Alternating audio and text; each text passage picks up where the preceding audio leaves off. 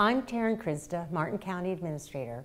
Welcome to the Martin County Update, where we highlight the latest information and Martin County's response related to COVID-19. In each episode, we'll also address a few of the most commonly asked questions about county operations and related matters.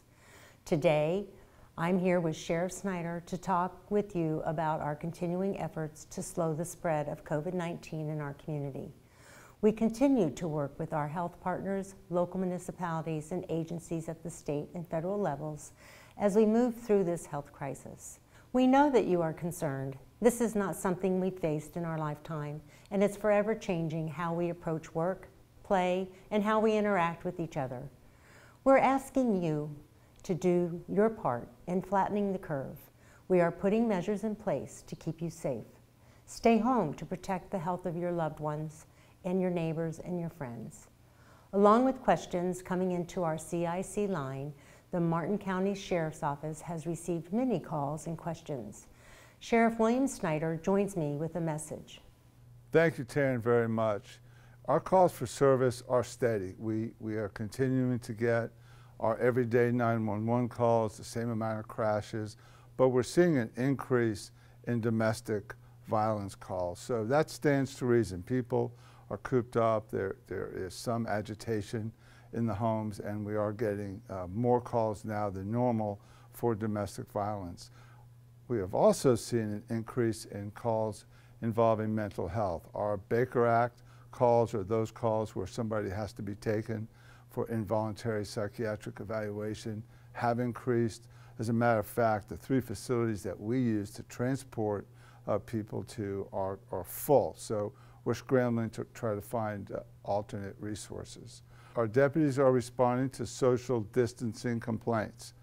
People are seeing some violating our request in the governor's direction to have no more than 10 people in a group or to be within a certain amount of feet of each other, 6 feet.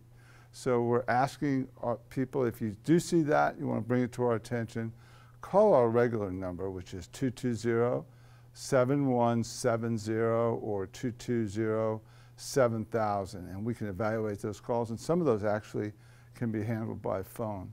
If you see a deputy responding, don't be alarmed if he or she has a mask on or some kind of personal protection apparatus. We are outfitting all of our deputies with that, and we want them to be safe. Please understand that we're taking every precaution we can to keep our deputies safe. On a final note, before I give it back to Taryn, please be careful. We know that in times like this where people are apprehensive or concerned for their own safety, that we will see an increase in scams. People may call you on the phone pretending to be your bank, pretending to be the federal government, checking to see if you got your stimulus check. Don't fall for scams. This is not the time to engage with someone on the telephone or at your door who you don't know. Don't give out personal information. Don't give out ID. It's the same kind of thing we say over and over throughout the year, but in times like this, we expect that we will see an increase. So if we continue to work together, we're going to get through this crisis and come out on the other side stronger for it. And with that, Taryn, I'll toss it back to you. The board appreciates what the men and women on the front lines are doing out there to keep everyone safe. Tomorrow, county commissioners will have a special meeting at 9 o'clock to discuss any additional measures that must be taken to further protect our community. I know people want to be out of their homes and enjoying boats and parks and beaches. There will be a time for that later, but right now we're asking you to take a pause, be present with the ones you love, be kind to others, and be safe. Thank you for watching.